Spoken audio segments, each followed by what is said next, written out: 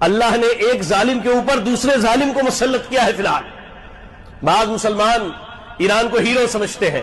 سنیے ایک تجزیہ سناتا ہوں, کسی کو ضرورت ہے تو مجھ سے لے کر کے جائے. جذبات سے کام نہیں چلتا شریعت میں, شریعت دلیل مانگتی ہے, شریعت دلیل مانگتی ہے. فلسطین کے اوپر اسرائیلیوں کا 75 سال سے قبضہ ہے.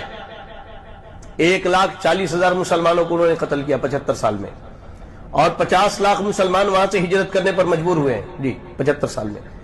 ایران نے 15 سال کے اندر, غور سے سنیں, کسی کو ثبوت چاہیے تو آ کے مجھ سے لے کے جائے, 15 سال کے اندر شام میں, عراق میں, لبنان میں, جی بڑے بڑے اسلامی ممالک کے اندر, حیران ہو جائیں گے, 1.5 کروڑ مسلمانوں کو شہید کیا انہوں نے, سنیوں کو, صرف 15 سال کے اندر 1.5 کروڑ مسلمانوں کو شہید کیا.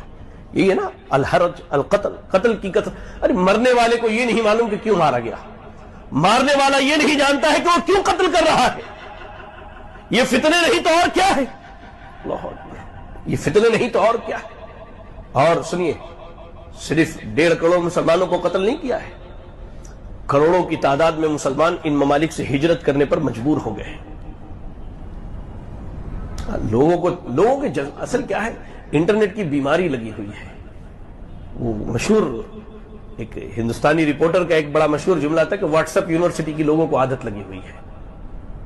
وہاں جو آیا جو چیز سب سبحان اللہ, عقل کے ہوش کے ناخن لو یار. اور یہ کوئی فلسطین کی حمایت اور غزہ کی حمایت میں جنگ نہیں ہے. اگر فلسطین اور غزہ کی حمایت میں جنگ ہوتی تو 1.5 سال سے یہ کہاں مرے ہوئے تھے. آپ کو معلوم ہونا چاہیے, عالمی سیاست کی بات بتا رہا ہوں, آپ کو معلوم ہونا چاہیے کہ یہ جنگ ایران کی اپنی بقا کے لیے ہے.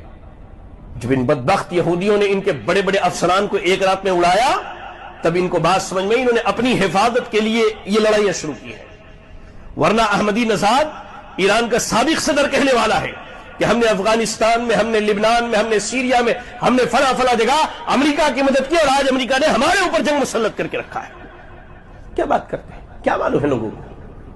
یہاں 2-4 اخبار کے کٹنگز پڑھ لیے اور 4-6 لوگوں کے میسجز دیکھ لیے, 2-4 جذباتی تحریکی اور یہ ہمارے یہاں کی اخوانی اور مودودی حضرات کی باتیں سنی اور بڑے علامہ بنے پھر رہے ہیں.